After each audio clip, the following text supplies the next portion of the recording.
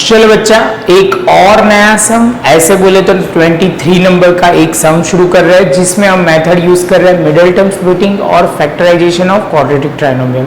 तो बच्चा इतने सम करने के बाद अब ध्यान से देखोगे तो साइन में आपको कॉन्फिडेंस लेवल आना चाहिए। ये साइन में आपको कॉन्फिडेंस लेवल आ रहा है तो आपको प्रॉब्लम नहीं होगा, हमें ध्यान से वही फोकस करना है। तो बच्चा एज यूजुअल पहले तो सम में क्या इंफॉर्मेशन है वो पढ़ना शुरू करते हैं। X square minus 11x minus 42। तो बच्चा ये सम में ध्यान से देखोगे तो दो जगह पे यहाँ पे भी माइनस है और यहाँ पे भी माइनस है, तो हमें वो ध्यान में रखना है। ये माइनस को हम कैसे यूज करेंगे, कहाँ प्लस माइनस रखेंगे वो ध्यान रखना है। एज यूजुअल हर बार हम क्या बोलते हैं तो वही पॉइंट शुरू करते हैं। हम यहाँ पे लिखेंगे ax square plus bx plus c। तो आप बोलोगे सर ये स्टैंडर्ड फॉर्म में हम लिख रहे हैं, क्या लिख रहे हैं, स्टैंडर्ड फॉर्म में हम लिख रहे हैं। तो बच्चा ये जैसे पॉइंट होता है तो आप बोलोगे सर यहाँ हमें एक्स स्क्वायर का कोएफिशिएंट है एक्स a और यहाँ पे है कांस्टेंट टर्म है c। एक्स स्क्वायर का coefficient a and constant term है c, दोनों को मल्टीप्लाई करते हुए हमें मिडिल टर्म लाना है। क्लियर है बच्चा। तो हमारे सम में देखते हैं एक्स स्क्वायर का कोएफिशिएंट है 1 और यहाँ कांस्टेंट टर्म है 42। तो 42 के हमें ऐसे फैक्टर निकालने हैं कि जिसका मिडिल टर्म आ जाए 11। यहाँ तक किसी को डाउट नहीं होना चाहिए। तो इतना होने के बाद बच्चा आप बोलोगे सर हम कौन सी मेथड यूज करेंगे, तो बच्चा एलसीएम मेथड यूज करेंगे। कौन सी बच्चा, एलसीएम। तो ये है 42, 2 से हम शुरू करते हैं तो आप बोलोगे 2 1 जा, तो ये भी हो जाएगा। अब बच्चा पहला बोलेगा कि सर पहला फैक्टर क्या हो जाएगा, तो 2 इंटू 21।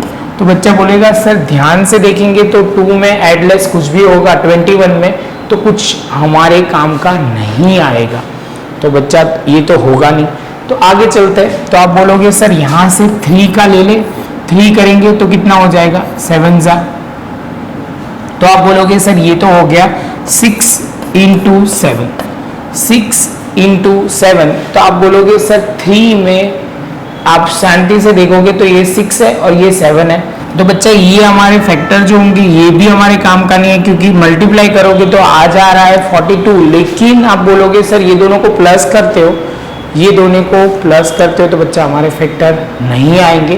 तो आप बोलोगे सर तो अब क्या करेंगे, तो 7 से यहाँ खत्म तो कर देते हैं। तो हम कुछ कॉम्बिनेशन अब ऐसे लिखना पड़ेगा, 7 और ये 2, तो 2 इंटू 7 तो हो जाएगा 14 इंटू 3। तो बच्चा ध्यान से देखोगे तो हमारा काम हो जाएगा, 11 हो जाएंगे। 14 में से तो हम लिखेंगे -14 प्लस 3 तो इज इक्वल टू -11। तो बच्चा बस यही तो हमें चाहिए था। तो यहाँ पे हम लिखेंगे एक्स स्क्वायर और आप बोलोगे सर यहाँ पे हम लिखेंगे 14x प्लस 3x माइनस 42। अब बच्चा बोलेगा सर ये तो हमें समझ में आया। अब बच्चा माइनस समझ प्लस माइनस की सर ने साइन कैसे रखी हुई है वो समझ में आए तो बड़ी बात है। वो आप नहीं समझ पा रहे तो आपको ये पॉइंट ध्यान से समझना पड़ेगा कि ये 14 में से सर ने 3 करा तो 11 आ जाएगा। तो बच्चा ये पॉइंट आपको ध्यान में रखना है। अब आगे का स्टेप, ये दोनों में से कॉमन, ये दोनों में से कॉमन, तो यहाँ से x कॉमन निकलेगा और यहाँ से हम लिखेंगे -14। क्या निकलेगा बच्चा, -14। तो यहाँ पे हमने लिख दिया।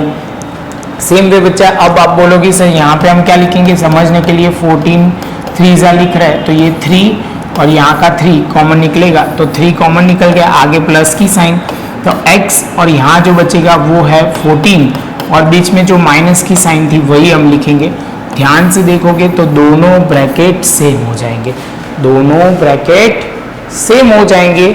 तो ब्रैकेट से सेम होता है तो बच्चा आप क्या करोगे, x -14 और यहाँ पे x प्लस 3 और इसके साथ बच्चा हमारा ये सब खत्म। बस बच्चा आपको प्रॉपर ये पहले लिख लेना है, नोटबुक प्रॉपर मेंटेन करना हर बार की तरह। इसके जैसे ही वीडियो देखना है तो डिस्क्रिप्शन बॉक्स में मिल जाएगा। मिलते हैं बच्चा नेक्स्ट लेक्चर में नए एक सम के साथ।